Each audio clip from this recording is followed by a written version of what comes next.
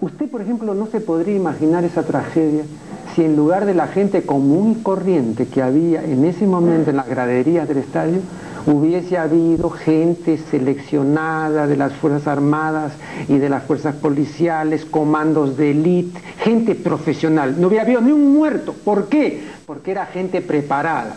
Bien, esto mismo yo lo pongo en el otro caso. Si estos 7.000 o los 30.000 que según parece había en el campamento del Inca hubiesen sido guerreros profesionales preparados, entonces yo no veo por qué ante 165 no iba a haber ese pánico y iba a haber ese aplastamiento y en fin todo lo que hubo, y luego 3 o 4.000 muertos, ¿no? Eso solamente es porque esa gente, primero, no era gente preparada, segundo, se asustó, cosa que revelaba. Para usted tengo entendido que es aficionada a la fiesta brava, yo soy aficionada a la gallística. En la fiesta brava y en la gallística se habla de casta, ¿no? De valentía, pundonor y todo. Vea, cuando hay casta y valentía y pundonor, que vengan 165 y que hagan un destrozo de ese orden, creo que muy poco hicieron los españoles, en realidad el destrozo lo hicieron los otros, ¿no?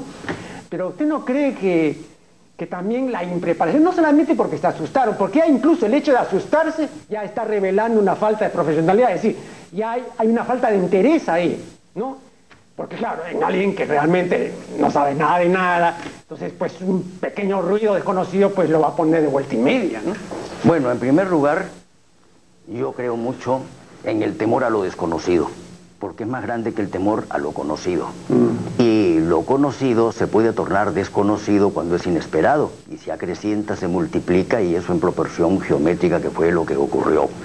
Mire, si usted me pone a los demás casta y a los hombres de armas más preparados, sentados o puestos en la cantidad que quiera en la plaza de Cajamarca, y vienen los marcianos, probablemente ocurra exactamente lo mismo con los cuerpos de élite de cualquier nación,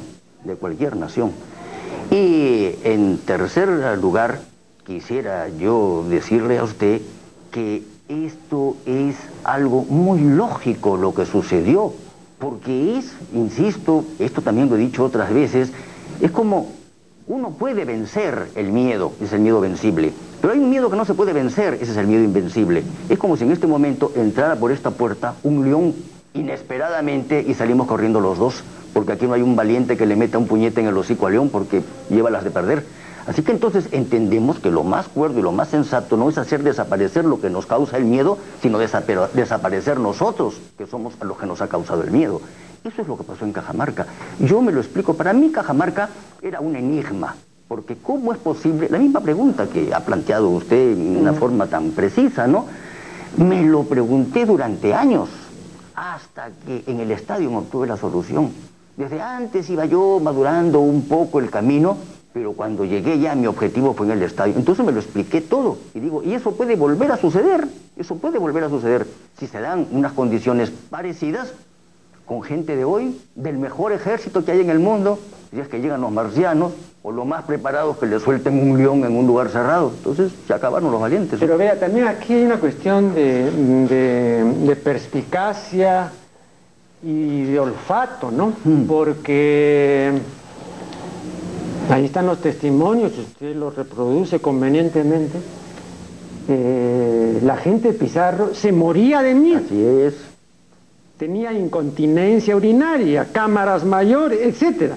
Entonces era una situación que pudo haber sido, bueno, no sé si había pues psicólogos entre la gente del lugar, ¿no? Pero cualquiera pues, Nietzsche decía, yo tengo mi genio en la nariz, decía Nietzsche, yo me huelo las cosas. El enemigo pudo haber olido que estos señores en realidad se estaban muriendo de miedo, ¿no? Entonces ese hubiese sido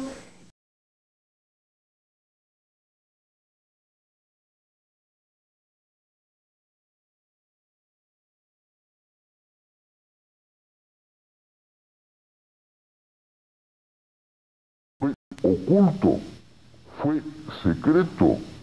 Y entonces en la oscuridad de la noche esto fue lo que sucedió. No hubo testigos, de ellos no salió el asunto.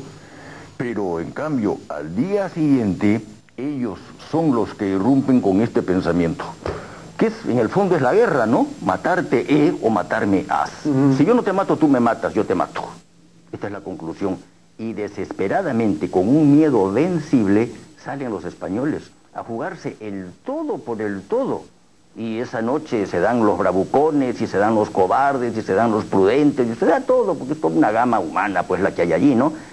Y por el otro lado, creo yo que hubo una gran diferencia. No olieron lo que podía suceder. Estaban tan creídos que ellos iban a obtener así a manos a los españoles, que hasta las cuerdas las tenían listas para amarrarlos, ¿no? Lo que iban a hacer después con él es un misterio. Podía ser una cosa harto cruel, como de repente harto humillante, y no llegar al derramamiento de sangre. No se sabe, ¿no?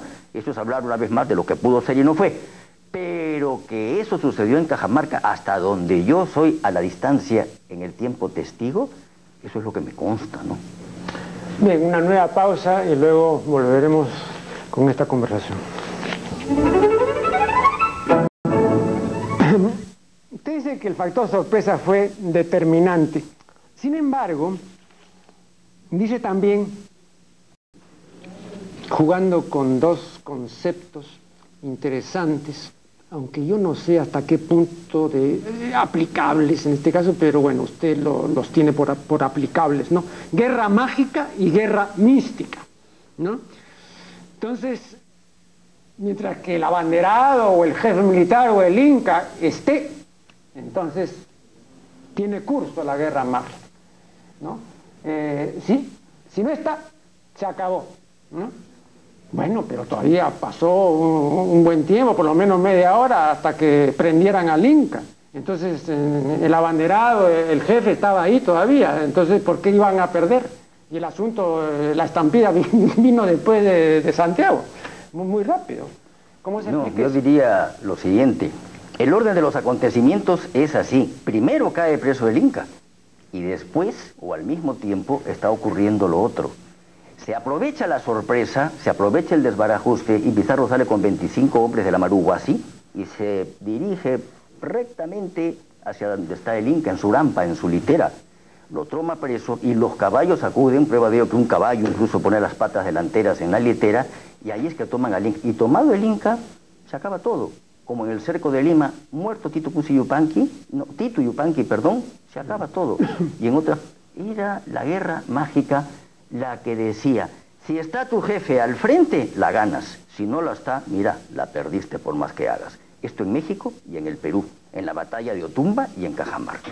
En Otumba es mucho más notorio que en Cajamarca. Bueno, perdón, pero ¿cómo se compagina eso con el factor sorpresa? Porque, vea usted, si no hubieran prendido al inca, entonces, de todas maneras, la sorpresa se hubiera producido. Yo lo interpreto así. La sorpresa facilitó la captura del inca.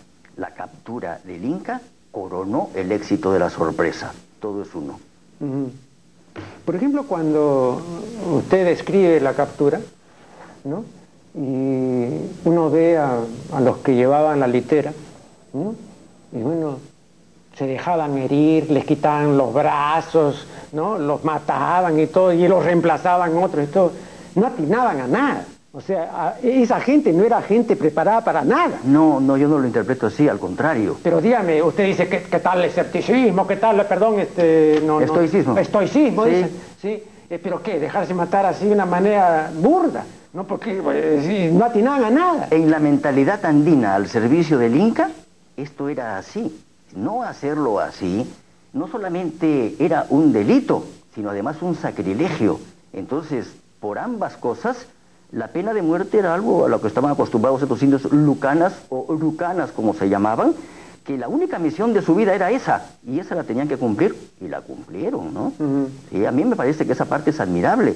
El estoicismo, no encuentro un estoicismo mayor yo en la historia.